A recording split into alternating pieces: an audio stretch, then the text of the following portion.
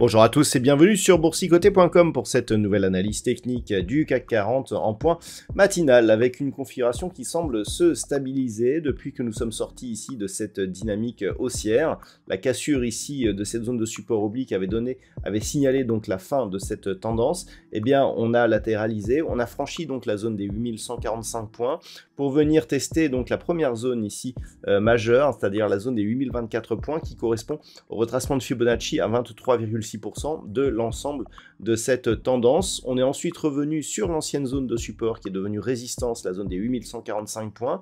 Sur cette unité de temps 4 heures ici, on voit bien que l'on reste sous la moyenne mobile 20 exponentielle, en plus de la cassure, après la cassure ici que nous avons eue, et donc l'attaque de la bande de Bollinger inférieure. Et donc suite à cela, on se repositionne à la baisse. Donc tout cela va dans le sens d'une poursuite de la phase de consolidation. Comme nous sommes au-dessus ici du retracement à 23,6% de Fibonacci, pour l'instant d'un point de vue global, on reste ici dans une dynamique de consolidation horizontale, mais en cas de franchissement de cette zone, eh bien on pourrait bien avoir un signal de consolidation plus marqué. Au niveau des indicateurs techniques, on voit que nous sommes ici toujours sur une phase de rebond au sens des histogrammes du MACD. Le RSI est toujours sur une dynamique légèrement baissière, mais se stabilise dans sa zone neutre. Ce que l'on peut constater, c'est que sur la phase de rebond d'hier, nous avons une baisse des volumes, ce qui nous indique que c'est toujours les impulsions baissières qui donnent le sens de la tendance. Donc au sens des indicateurs, on serait plutôt sur une poursuite du mouvement baissier. Au niveau du palmarès des valeurs, alors au niveau des plus fortes hausses, au moment où je vous parle, le CAC 40 gagne 0,36%, perd 0,36%.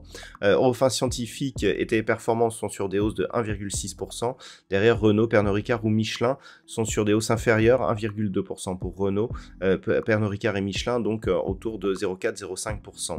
Au niveau des plus fortes baisses, on trouve ici leur Luxottica, moins 1,4%. On a toute une flopée de valeurs autour d'une baisse de 1,2%, comme Hermès, Saint-Gobain, LVMH ou Accor Hôtel.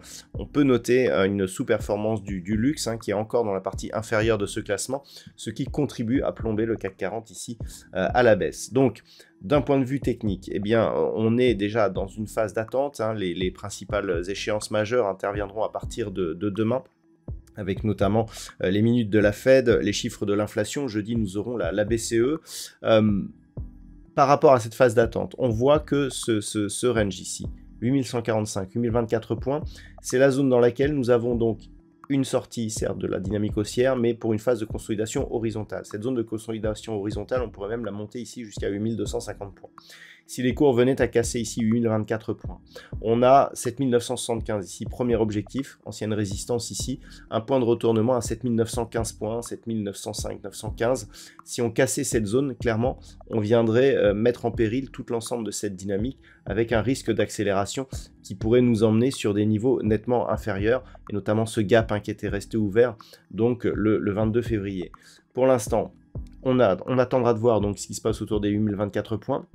Si les cours remontaient ici au-delà des 8145 points, on repasserait au-dessus de cet ancien support, on casserait la moyenne mobile 20 exponentielle, et donc on neutraliserait ici ce mouvement de consolidation avec un retour possible à un mouvement haussier qui ne serait confirmé qu'en cas de retour pérenne au-dessus de la zone des 8215 points. Voilà donc ce que l'on peut dire sur cette analyse technique du CAC 40 pour ce matin.